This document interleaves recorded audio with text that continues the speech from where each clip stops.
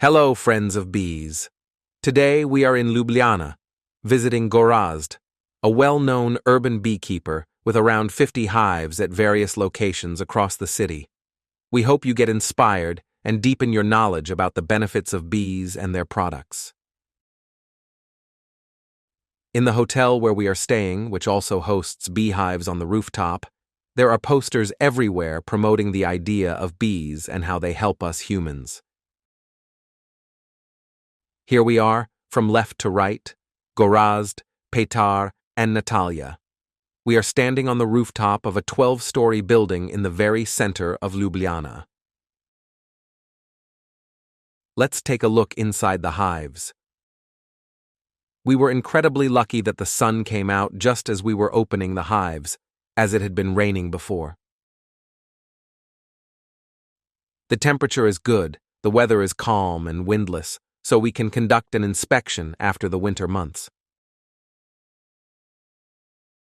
During every inspection, it's important to check for brood, the number of bees in the hive, and whether the queen is laying enough eggs.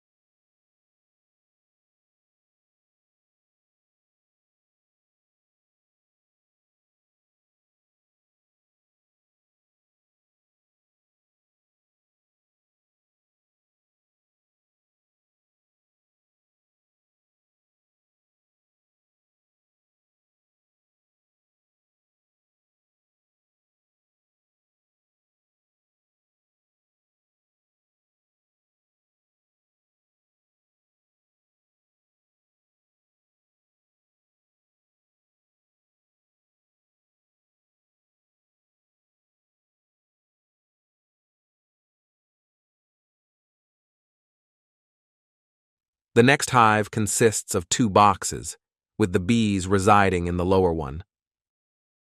They occupy 3 to 4 frames and are active. This colony could be considered weak, but it is quite lively, so I believe it will develop well in the upcoming spring. Typically, during spring growth, I minimize the hive's volume as much as possible to help the bees maintain the internal microclimate more easily. If you don't want to move boxes around, you can rotate them so that the bees stay in the upper box while the empty one remains below. Once the bees fill the upper box, we rotate again, placing the empty one on top to allow the colony to continue expanding. The queen and bees prefer expanding upwards since heat rises, making it easier to maintain the brood. Since we had already opened the hive, Gorazd decided to carry out this procedure right away. Instead of placing the empty box below, he simply stored it away, leaving the hive with just 1 box. Another thing we did was move the frames with honey closer to the bee cluster to prevent them from wasting unnecessary energy moving back and forth. Additionally, before bees can uncap and consume the honey, they need to warm it up. When it's far from the cluster, this becomes much harder for them. The temperature near the cluster can be around 20 to 25 degrees Celsius, while in the colder part of the hive, it can drop to 5 to 10 degrees Celsius, depending on the outside temperature. Our reason for coming to Slovenia is to promote Hive Reader. Besides visiting urban hives, we also explored traditional beekeeping houses and visited Apis Slovenia, but more on that in the next episode. Thank you for joining us. Subscribe to the channel and see you next time.